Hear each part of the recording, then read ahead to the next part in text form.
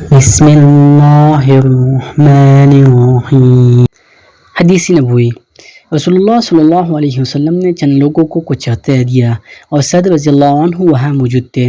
وہ کہتے ہیں کہ رسول اللہ صلی اللہ علیہ وسلم نے ان میں سے ایک شخص کو کچھ نہ دیا، حالانکہ وہ ان میں مجھ سے سب سے زیادہ پسند تھا۔ میں نے کہا، حضور صلی اللہ علیہ وسلم، آپ نے فلاں کو کچھ نہ دیا، حالانکہ میں اسے مومن گمان کرتا ہوں۔ آپ صلی اللہ علیہ وسلم نے فرمایا، مومن یا مسلمان؟ میں تھوڑی دیر چپ رہ کر پھر پہلی بات دہرانے لگا۔ حضور صلی اللہ علیہ وسلم نے بھی دوبارہ وہی جواب دیا۔ پھر آپ صلی اللہ علیہ وسلم نے فرمایا، اے سعد، باوجود یہ کہ ایک شخص مجھے زیادہ عزیز ہے، پھر بھی میں اسے نظر انداز کر کے کسی اور دوسرے کو اس خوف کی وجہ سے یہ مال دے دیتا ہوں کہ وہ اپنی کمزوری کی وجہ سے اسلام سے پھر جائے اور اللہ اسے آگ میں اوندا ڈال دے۔ حدیث کو یونس، صالح، معمر اور زہری رضی اللہ عنہ کے بھتیجے عبداللہ نے زہری سے روایت کی تھی۔ حدیث شریف۔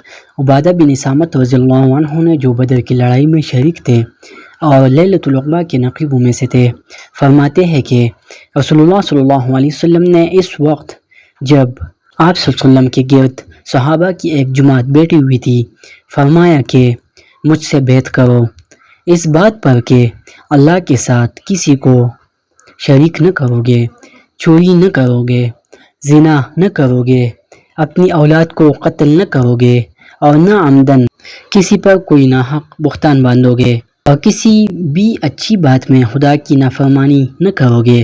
جو کوئی تم میں اس عہد کو پورا کرے گا تو اس کا ثواب اللہ کے ذمہ ہے، اور جو کوئی ان بری باتوں میں سے کسی کا ارتکاب کرے اور اسے دنیا میں اسلامی قانون کے تحت سزا دے دی گئی تو یہ سزا ان کے گناہوں کے لیے بدلہ ہو جائے گی، اور جو کوئی ان میں سے کسی بات میں مبتلا ہو گیا اور اللہ نے اس کے گناہ کو چھپا لیا تو پھر اس کا معاملہ اللہ کے حوالے ہے، اگر چاہے معاف کرے اور اگر چاہے سزا دے۔ عبادہ رضی اللہ عنہ کہتے ہیں کہ پھر ہم سب نے ان سب باتوں پر آپ صلی اللہ علیہ وسلم سے بیعت کر لی۔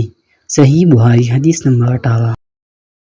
اللہ ہم سب کو ان باتوں پر عمل کرنے کی توفیق عطا فرمائے۔ جزاکم اللہ خیر۔